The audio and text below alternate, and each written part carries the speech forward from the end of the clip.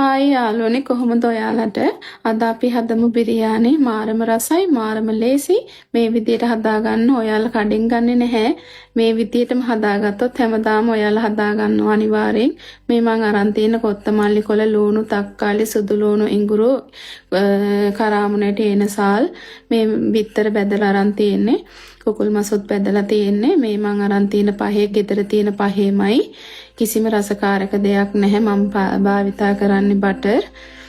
දැන් බටර් ටික මේ පෑන් එකට දාගන්නවා ටිකක්. මේ සැහැඳි දෙකක් තුනක් විතර ඇති. ඒකට මම දාගන්නවා සුදු ලුණුයි ඉඟුරුයි ඒකට දාගන්නවා. පොඩි වෙලාවක් ඒක බැදෙන්න දෙන්න. විනාඩියකට අඩු කාලයක් ඇති. පොඩි වෙලාවක්. ඊට පස්සේ ඒකටම ඔයාලා ලුණු ටික දාගන්න. ලුණු දාගෙන ලුණු රන්වන් පාට එනකම්ම බැද ගන්න. එතකොට බිරියානි එක හරි රසයි. ලුණු පොඩ්ඩක් බැදුනහම මේ තියෙන මම අරන් තියෙනවා ග්‍රීක් යෝගට්. ග්‍රීක් යෝගට් මේ සැහැඳි 6ක් 7ක් ගන්න. ඒ ප්‍රමාණය හොඳටම ඇති. ඒකට මද රස්නේ වුණු වතුර ටිකක් දා ගන්න ඕනේ. හොඳට කැට නැති වෙන්න දිය කරගන්න. ගොඩක් රස්නේ වුණු වතුර දාන්න එපා. ඊට පස්සේ මම මේ ලුණු එකට කරාඹුණටි කුරුඳු එනසාල් ඒ ටික දා ගන්නවා. ඒ ටිකක් දාගෙන තක්කාලි මම දාගත්තා. තක්කාලි ටික චුට්ටක් තැම්බෙන්න ඕනේ. ඒ තැම්බුනහම ගත්ත පහේ ටික සේරම ඒකට දාගන්න. ඔයාට අවශ්‍ය ඇති කියලා හිතන ප්‍රමාණය ගන්න. ඒක හොඳට කලවම් කරගෙන ඊට පස්සේ ඔයා ලුණුත් දාගන්න.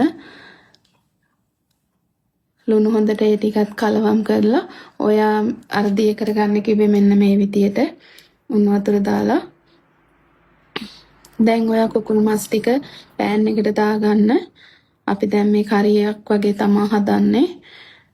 මස් ටික ඒකට දාලා කලවම් කරලා ඊට පස්සේ ඔයා අර දිය කරගත්ත යෝගට් ටික හිමීට ඒකට දාන්න. දාලා හොඳට කලවම් කරන්න. හොඳට කලවම් කරලා ඔයා මේකටම මේ කොත්තමල්ලි කොළ ටිකක් දාගන්න. මේ වෙලාවේදී කොත්තමල්ලි කොළ දාගන්න. හරිම රසයි කොත්තමල්ලි දැම්මහම මම බිරියානි හදනවා නම් අනිවාර්යෙන් කොත්තමල්ලි දානවාමයි කොළ. ඒකෙන් තමයි ගොඩක් රස එන්නේ. මේ තියෙන මම කොත්තමල්ලි කොළ ටික දාගත්තට පස්සේ ඔයාලට ඉතින් ලුණු දාපු ප්‍රමාණය මදි නම් ලුණු දාගන්න. මම දැන් මේක හදාගන්නේ රයිස් කුකර් එකේ. රයිස් කුකර් එකේ අඩියට මම බටර් ටිකක් ගා ගන්නවා. බටර් ටිකක් ගාගෙන මේ ඊට පස්සේ බත් ටික හොඳට දාගන්නවා. භාගයක් විතර වෙනකන් බත් ටික දාගන්නවා. බාස්මති හාල් තමයි මේ අරගෙන තියෙන්නේ මම. දැන් වාජනේ රයිස් කුකර් එකේ භාගයක් විතර වෙනකම්ම දාගන්න බත් ටික. ඊට පස්සේ ඔයා අපි හදාගත්ත කරි එකේ ඉස්ම ගන්නෙ නැතුව කෑලි ටිකයි මේ ඒ ටික බේරලා වගේ හිමීට අරගන්න. තක්කාලි ලුණු ඒවත් එක්ක එන්නම ගන්න. ඉස්ම ගන්න එපා.